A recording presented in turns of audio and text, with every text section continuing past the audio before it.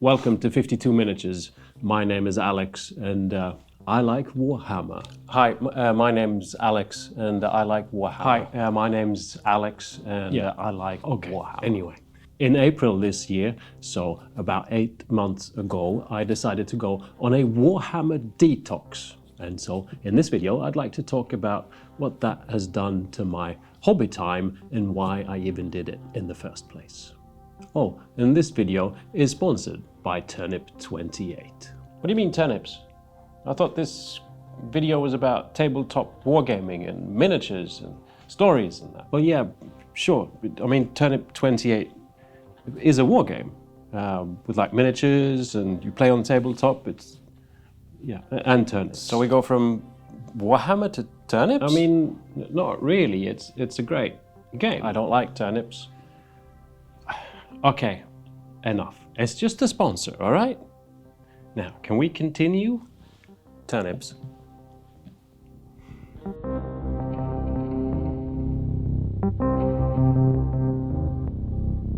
So about 8 months ago, Games Workshop released a sort of press release thing of how their update for Age of Sigmar was going. Age of Sigmar is their fantasy game, like Warhammer 40k is their sci-fi game. In this update, they shared some news that a lot of miniatures that I was collecting and using for my army was going to be sort of discontinued.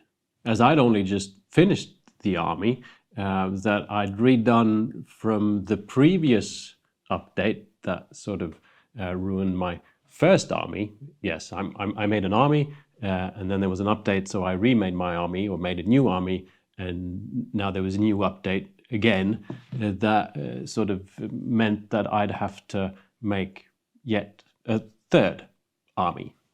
This is sort of the amount of models we're talking about. And you know, with games like these, they change the rules and these things happen, I guess. But I was feeling very uninspired by the event. You know that feeling you can get when you've got your favorite game and there's like a new release and you get all excited, and I was getting none of that. There wasn't a feeling happening at all. I made a video on this that you can check out.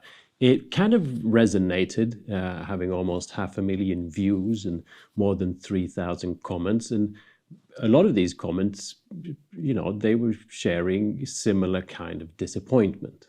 And so I thought I should do something about it. You know, we kind of like to moan quite a bit about things sometimes, and sometimes we don't really do anything about it. We just keep on moaning. But I really want to enjoy my hobby, and so I wanted to create some change. I also considered the fact that through the comments of the video, there was quite a lot of people that were, you know, kind of concerned of how their model collections and games were being treated. And so shouldn't someone like me try and give some examples of what could be done?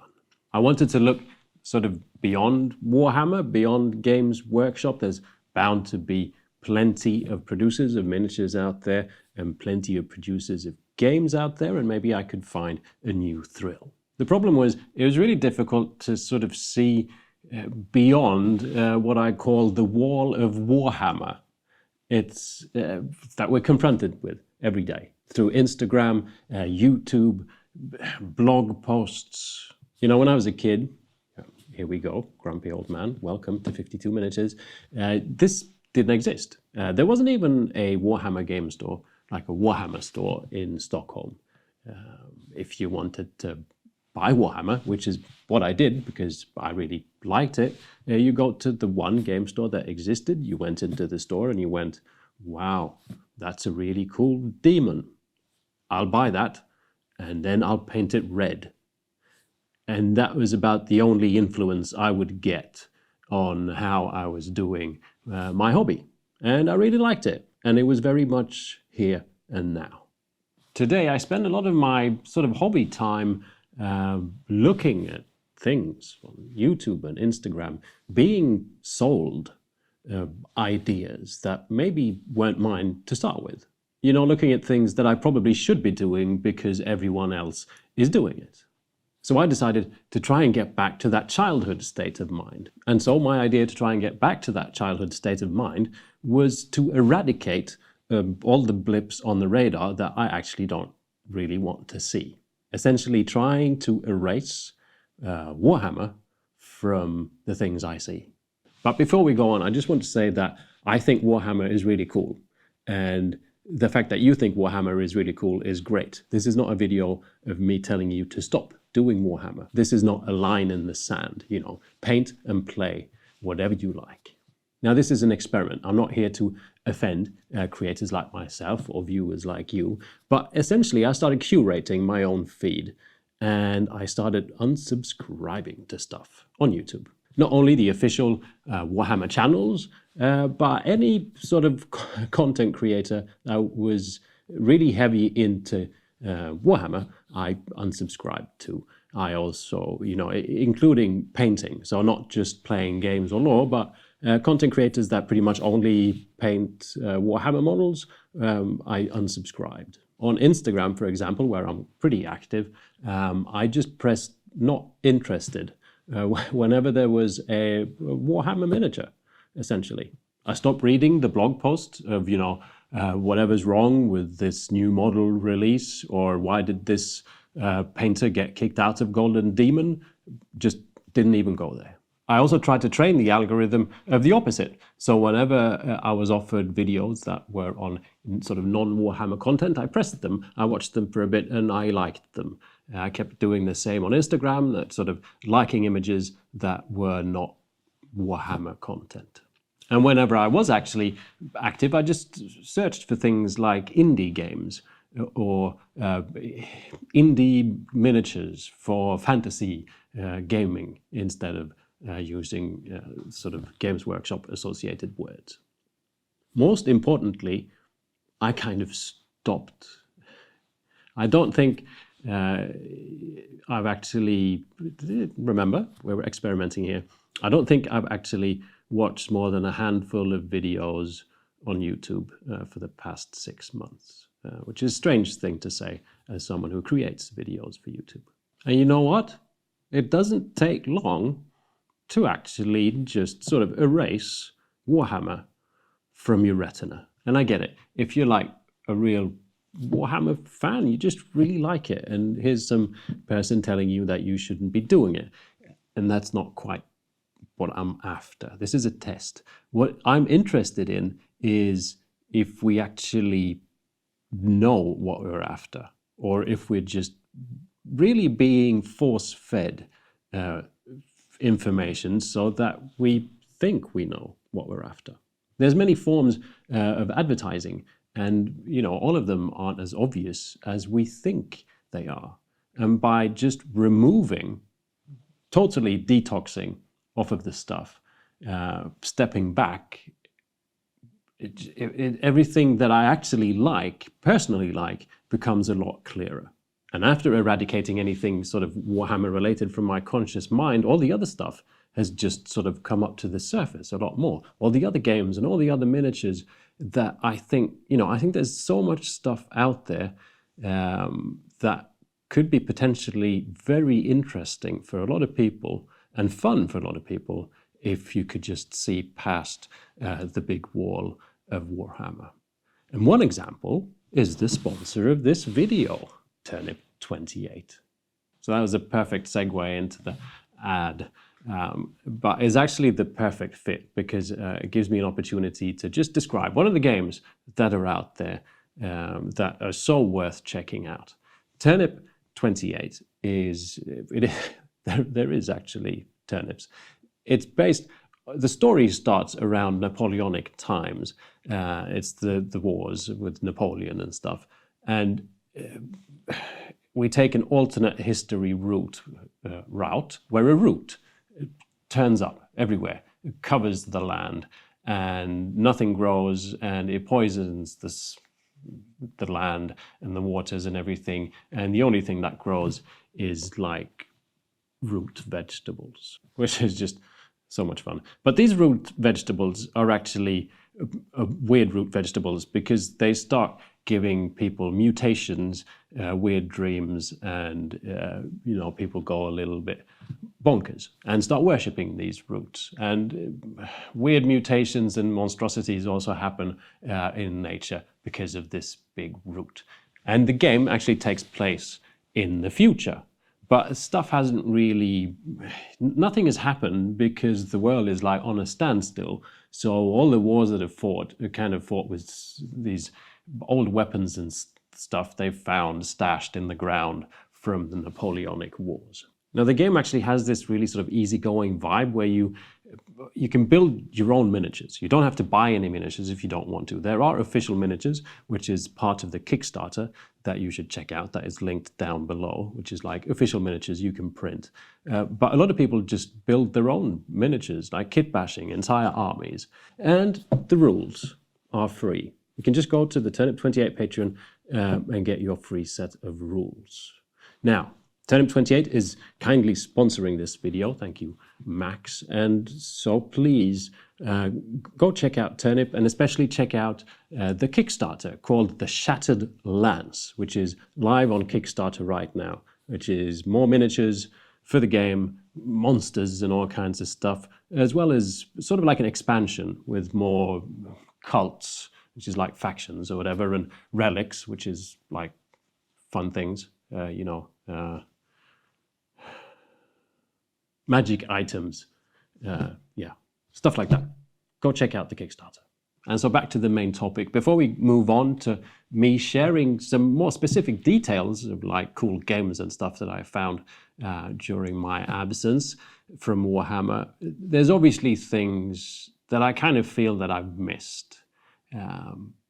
But also, strangely enough, in a good way. So, for example, I'm a fan of Age of Sigmar, and I just totally missed the entire sort of launch, also the inevitable death of my army, but the launch of the latest version, which also brought rats, Skaven. There was this huge brainwashing hype of a release of new miniatures being posted constantly on official outlets and social media and stuff like that, and then creators like myself get sent the miniatures and they paint them, and all you see on YouTube for months is rats. And normally I would probably have done what everyone else was doing and gotten the box and painted a few rats and built up my pile of grey bits, but I didn't.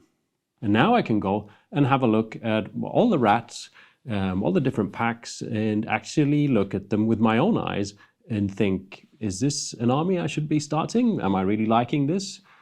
Or is it just outside influence that made me interested? I actually have my own opinion back. And so it's like I've refound my place in the hobby where I'm the one taking the decisions.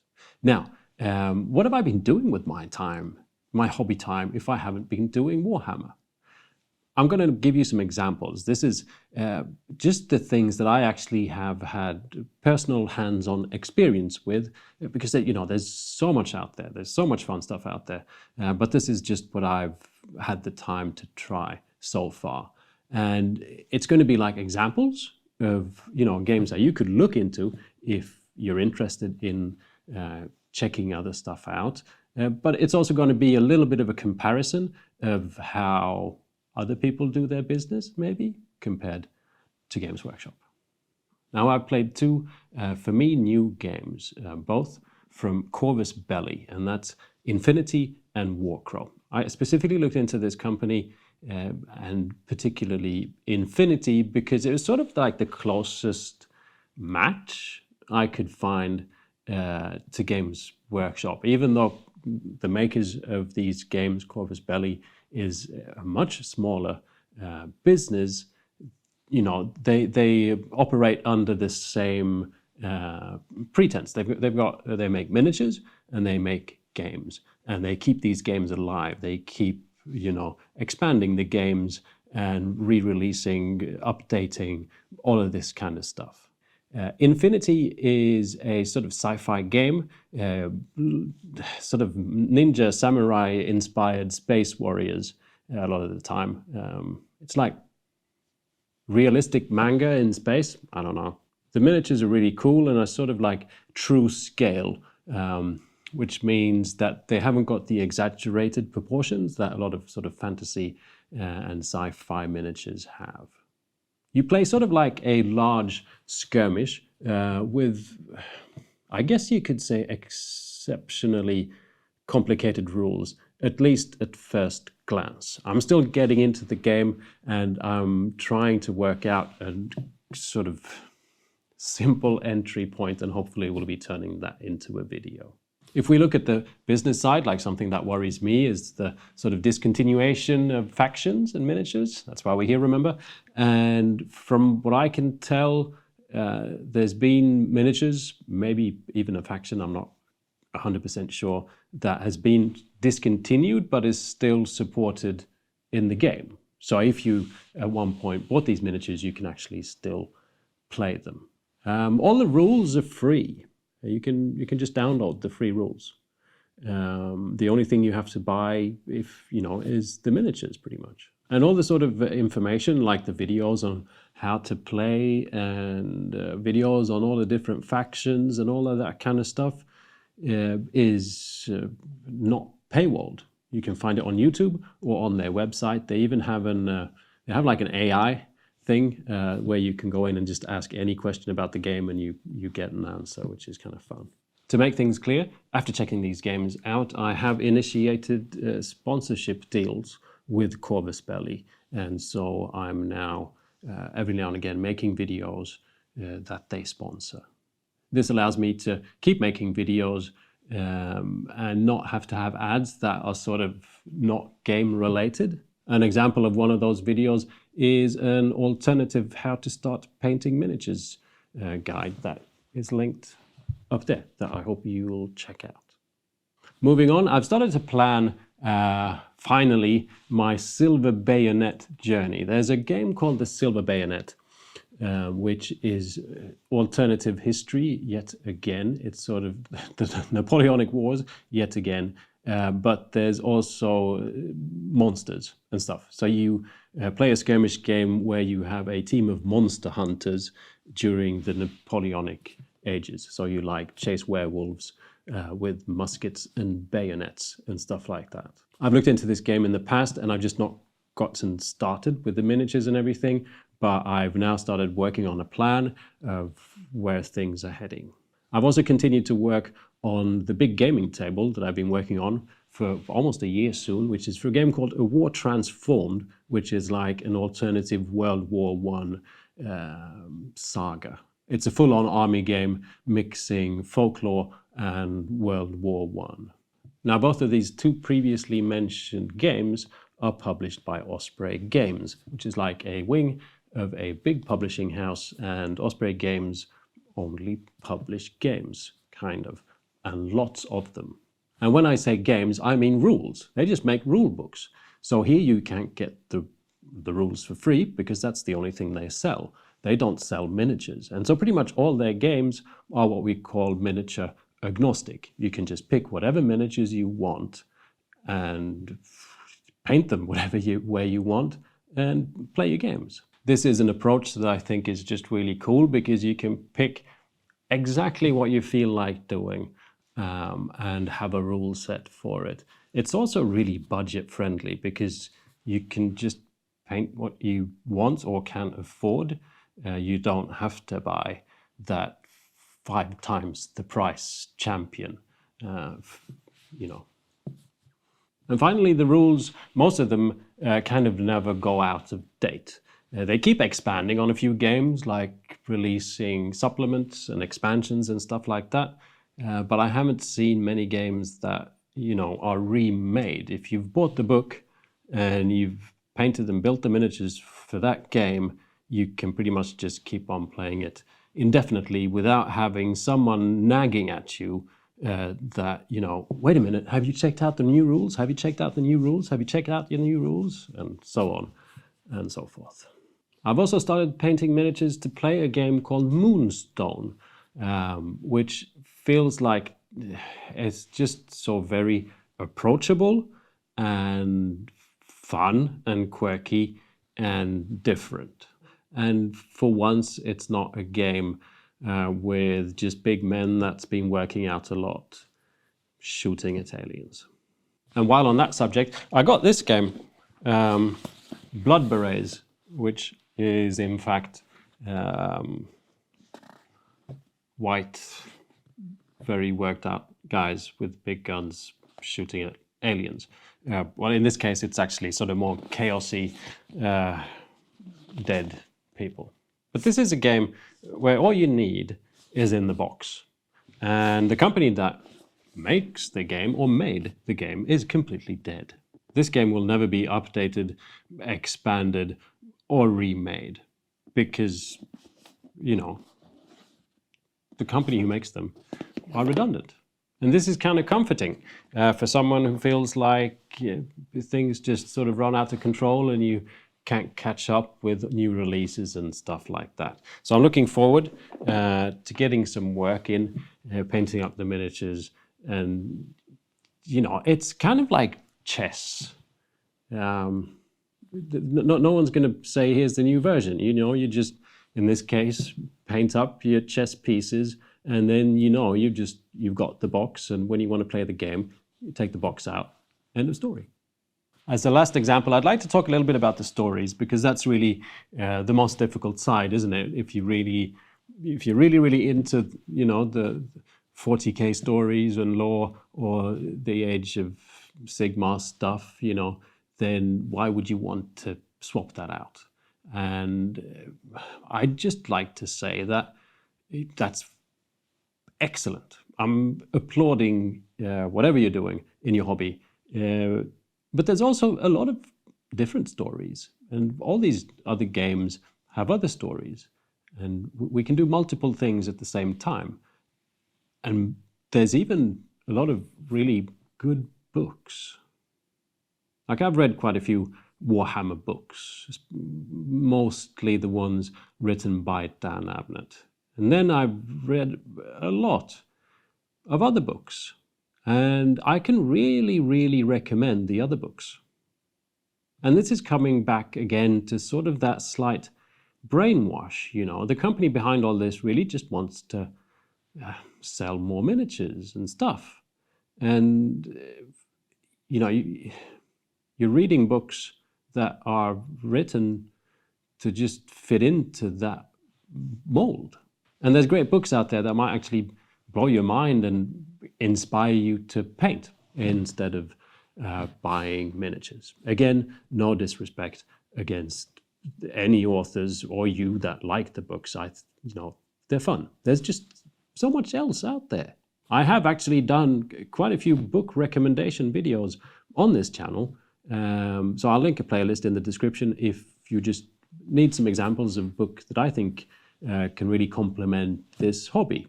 As inspiration, just, you know, listening as an audiobook while you're painting, or just reading, but then, you know, whatever, getting inspired.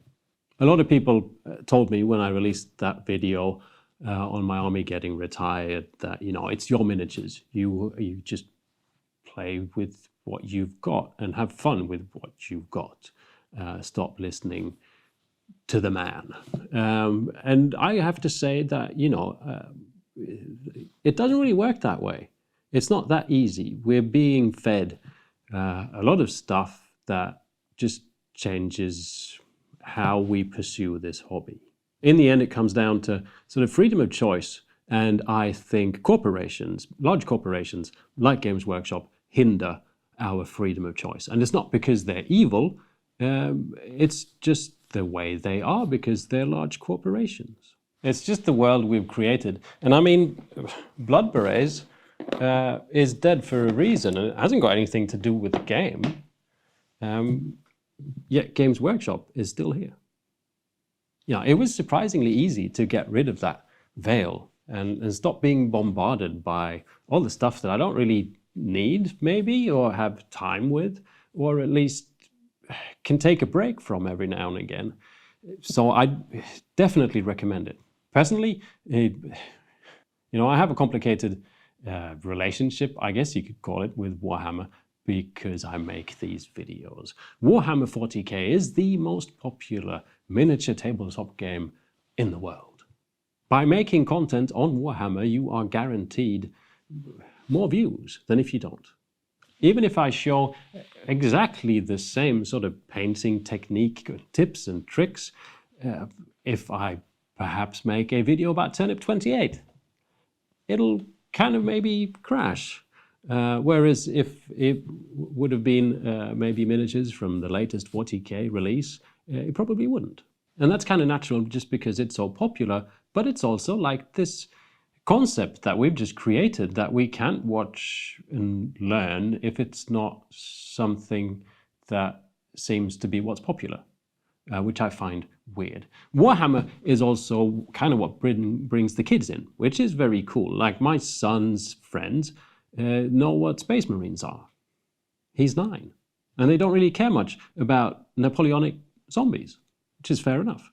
But these kids will, never ever watch my videos, which means a bit of a sacrifice.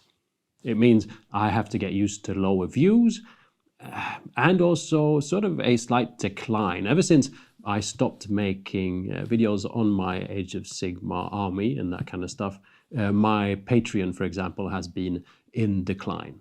I'm still painting miniatures, I'm still me, still got the same tips and tricks, it's just not Age of Sigmar. And so staying away for me is not really worth it, because,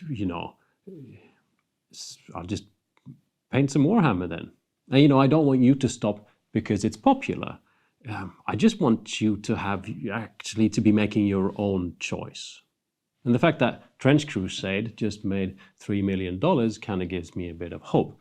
But, did they make $3 million because Trench Crusade looks like we wish Warhammer 40k would have looked like when we were kids?